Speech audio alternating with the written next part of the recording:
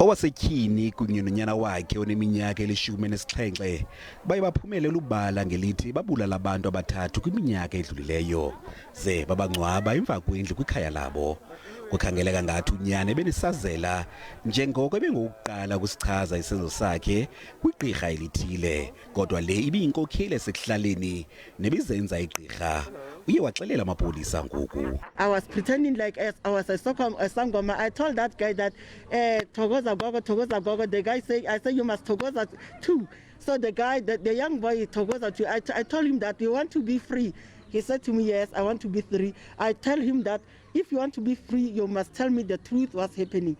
It's while the boy told me that, okay, Mama Sangoma, what happened at my house, my mother and his boyfriend, they killed my stepfather.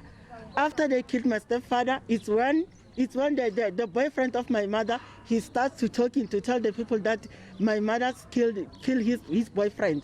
After that, me and my mother, I helped my mother to kill my boyfriend, the boyfriend of my mother. After killing the boyfriend of my mother, my older brother saw us when we buried the boyfriend of my mother. It's when my brother want to go to police station to tell the police. After that, it's when myself, the young boy say himself, he told me about the bottle. Mm-hmm. He took the bottle and hit his brother on his head. After that, they naked him, then they opened the hole, they bury him.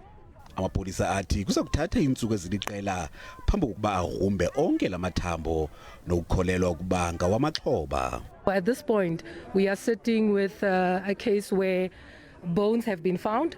So we have to scientifically confirm and determine through DNA analysis that these are indeed the bones of a human remain. Lo wasetyhini kunye nonyana wakhe babanjiwe kuquka nabatyholwa ababini. Amapolisa athi bonke abatyholwa baza kuvela kwinkundla kamantyi yasePitoli ngomso.